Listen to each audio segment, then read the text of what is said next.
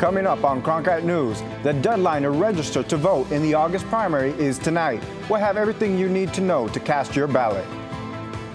Plus, farm grants, how one Valley city is working to get more locally grown food into the community.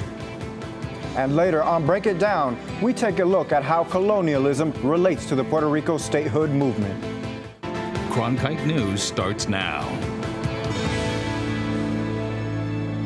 Good evening and welcome to Cronkite News on Arizona PBS. I'm Julio Mora Rodriguez. And I'm Luke Chatham. Thank you for joining us. It's that time of year again, election time. And the process to get registered to vote can be confusing. So we have Rachel Fortunato in the newsroom to break down the process for us.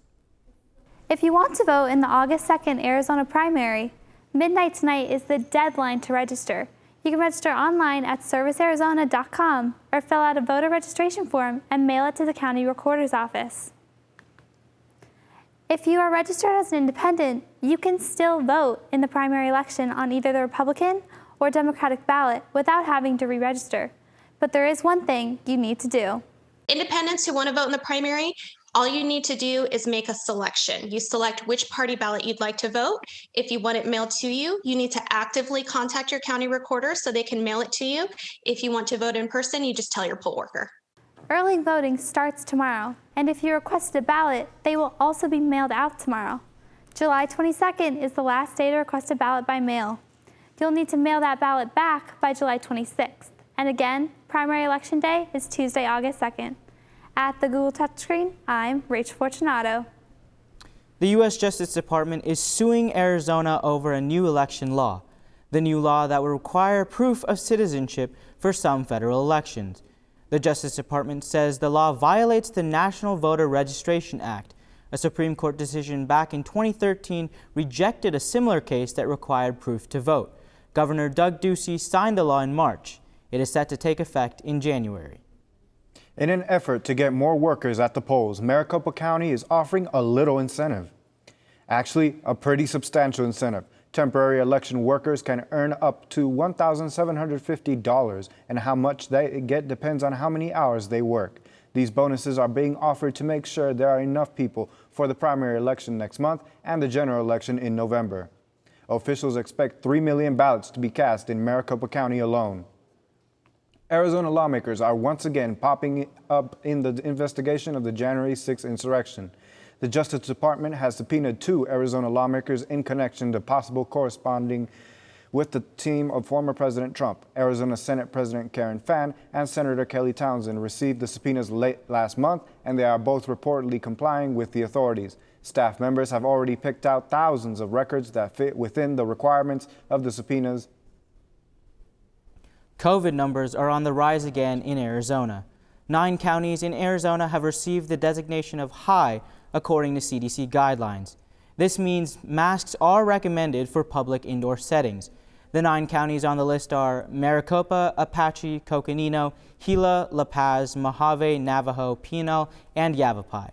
The Arizona Department of Health Services said in a recent blog post that while the counties meeting the high threshold, they are seeing far fewer cases than during the COVID surge in the winter. The City of Phoenix awarded over $200,000 to 6 local small farms. The money is part of the Resilient and Sustainable Agriculture Grant, which is focused on bringing more fresh produce to the community. I learned some of this money will help the farms grow even more food for locals.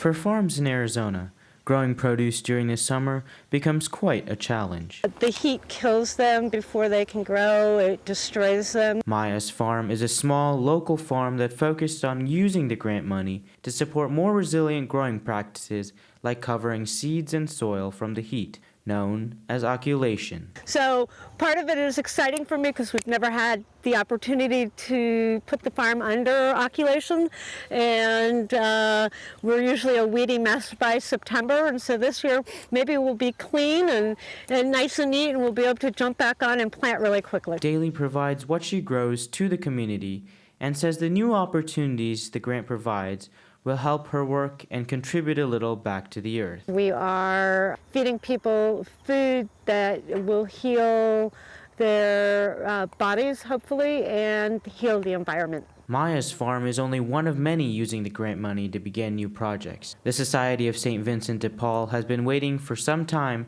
for money to build shade structures for parts of their farm. It's important for us to kind of create a microclimate for those plants so we can extend our grow season into months that really we wouldn't have a lot of production out of. And with the increased production, food for members of the community that really need it is less of a struggle. It's already stressful when you're finding yourself in a situation where maybe you lost your job or you're not making as much income as you need to sustain yourself, and food is the last thing we want anybody to be worried about. With the impact of the pandemic on the food system, getting more food to more families is a primary focus for grant awardees. It'll increase our reach, basically, and how impactful we are. Once the shade structures are installed, St. Vincent de Paul plans to incorporate their sustainable farm practices like crop rotation. More shade means more food, and who doesn't like having more food? 4 other organizations are receiving grant money to work on sustainability projects, including a composting business and a mushroom farm. After the break, details on an outbreak at an Arizona hatchery, why it's impacting trout in some lakes, and what you need to know if you caught some of those fish. And we'll tell you how One Sun Star Summer Camp is making a big splash in the community.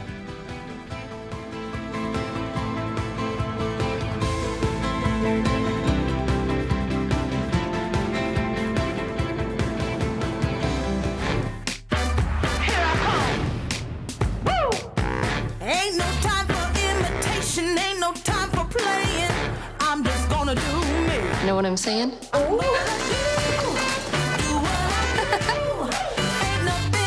Try to steer the trouble. Where's the fun in that? You know how ladies can be. I'ma do what I do.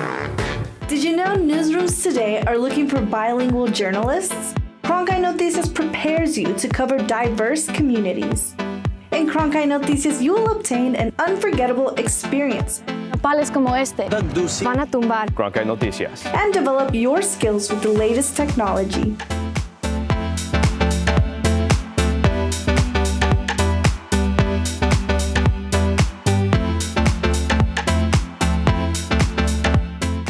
That way the flavors will marry nicely. Can you tell me what I'm looking at? I'm not looking for love, I'm looking for cookies.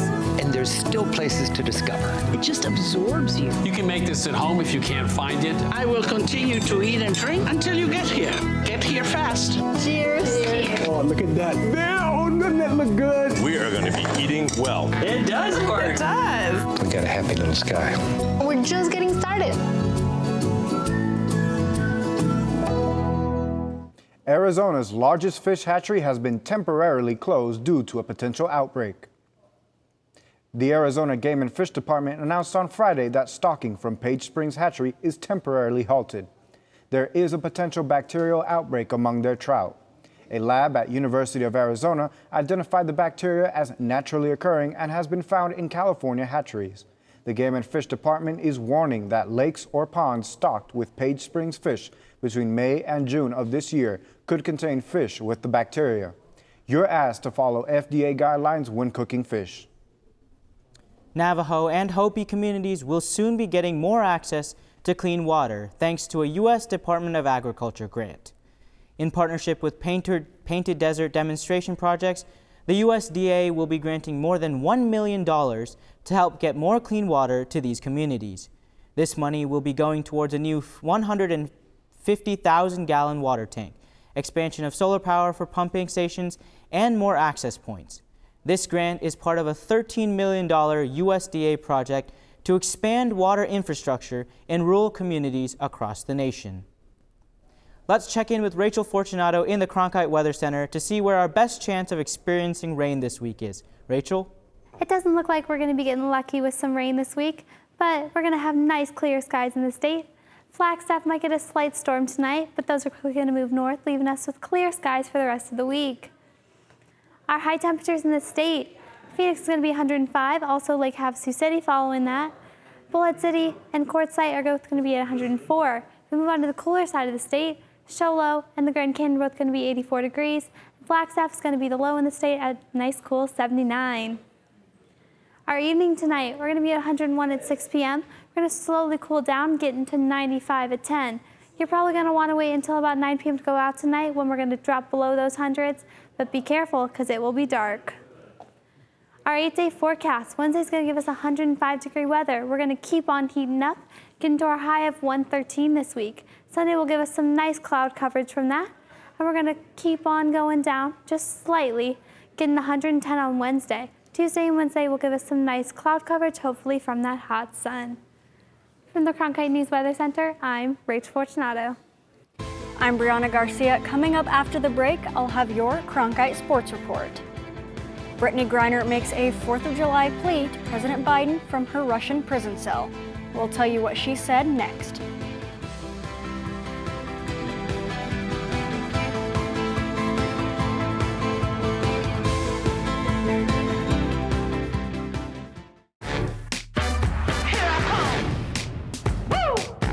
Ain't no time for imitation, ain't no time for playing. I'm just gonna do me. You know what I'm saying?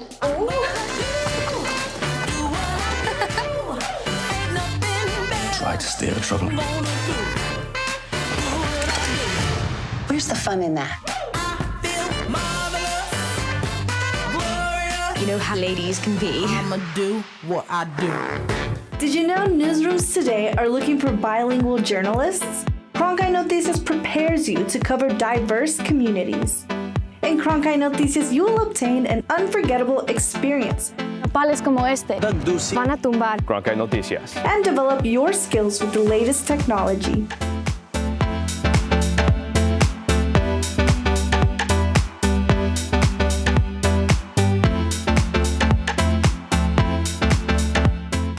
That way the flavors will marry nicely. Can you tell me what I'm looking at? I'm not looking for love, I'm looking for cookies.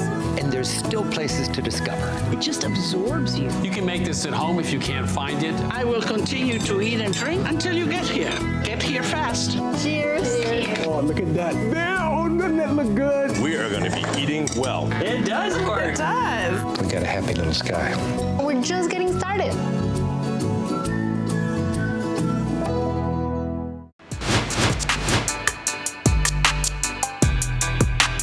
Welcome back to the Cronkite Sports Report. I'm Brianna Garcia.